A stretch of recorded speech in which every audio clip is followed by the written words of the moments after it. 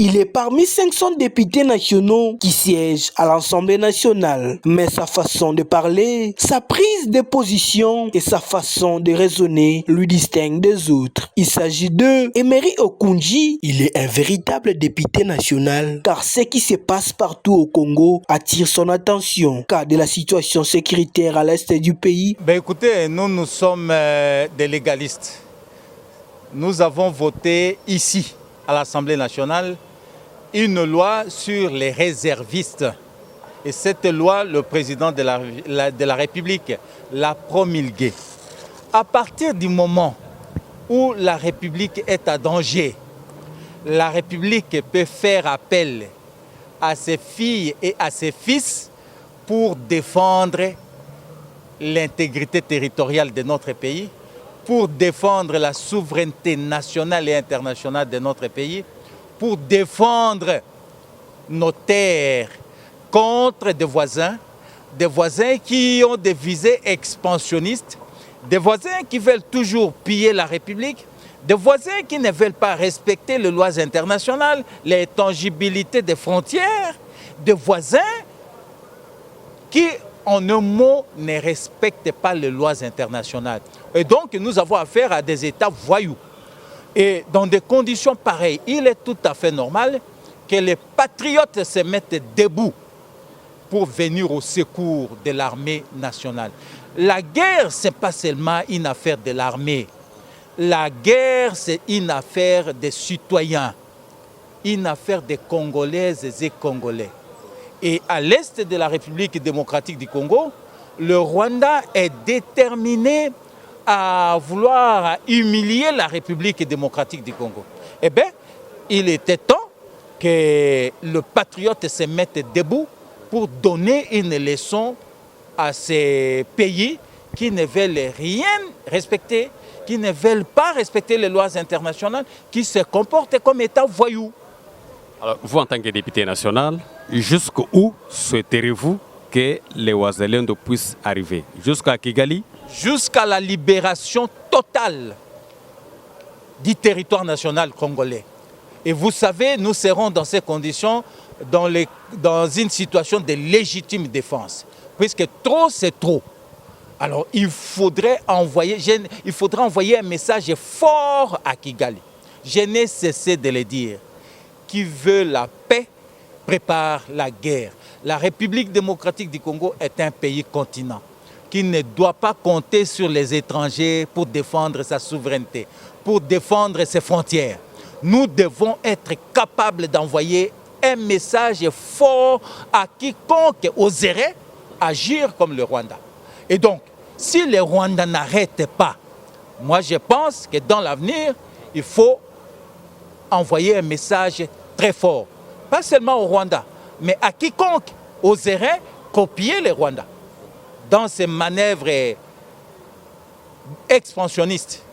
Et donc, nous ne nous laisserons pas faire. Nous sommes un pays au cœur de l'Afrique. Nous avons 9 voisins. Nous aimerions vivre en harmonie avec tous nos voisins, sous une condition que nous ayons des voisins qui les comprennent dans ce sens-là.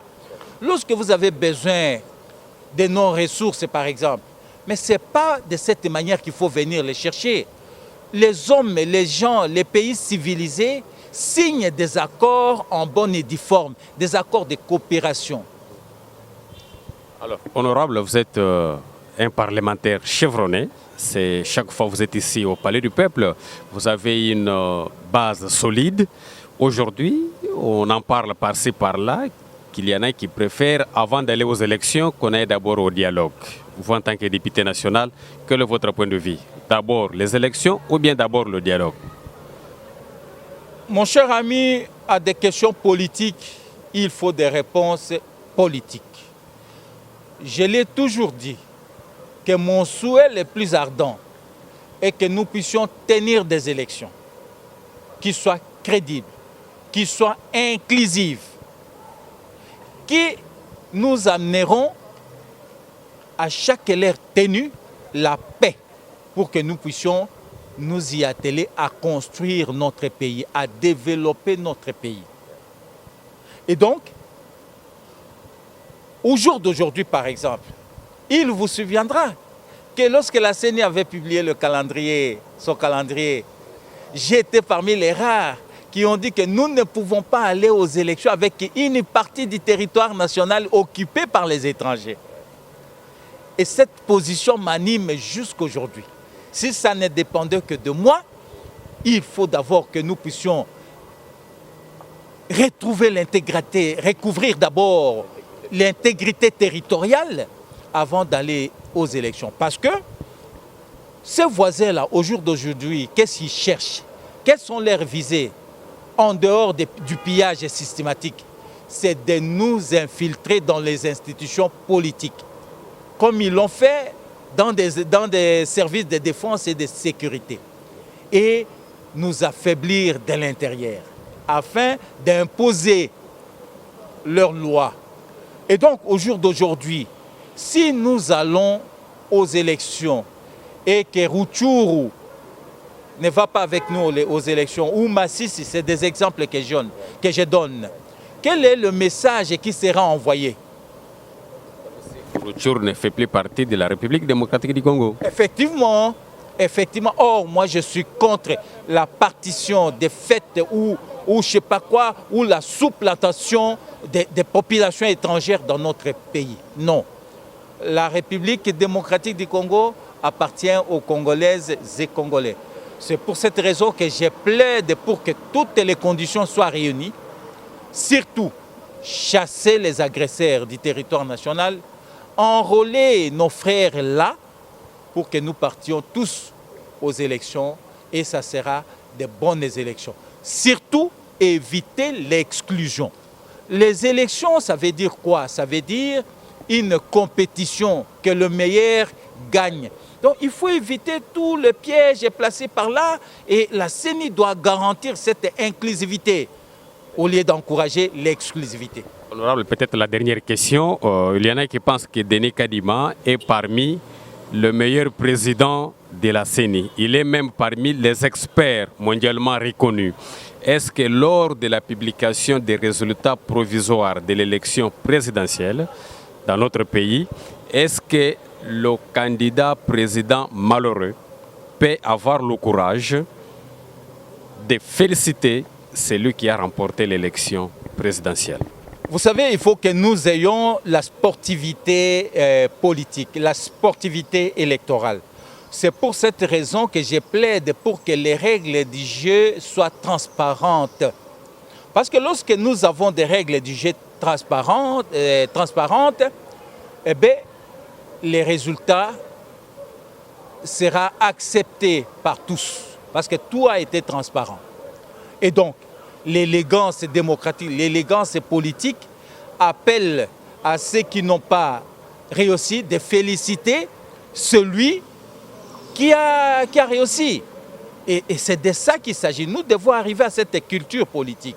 Mais pour y arriver, il faut que les règles du jeu soient claires, soient transparentes et respectées de tous. C'est pour cette raison que nous plaidons. Nous ne cessons de dire, d'appeler la CENI à réellement jouer un rôle moteur, un rôle d'impartialité, un rôle qui amène l'inclusivité au lieu d'exclure certaines personnes. Nous appelons à la CENI de respecter la Constitution et les lois de la République. Par exemple, les arrêts de la Cour, de la Haute Cour, ne peuvent pas être examinés par la CENI ou ne peuvent pas être bloqués ou négociés par la CENI. Non.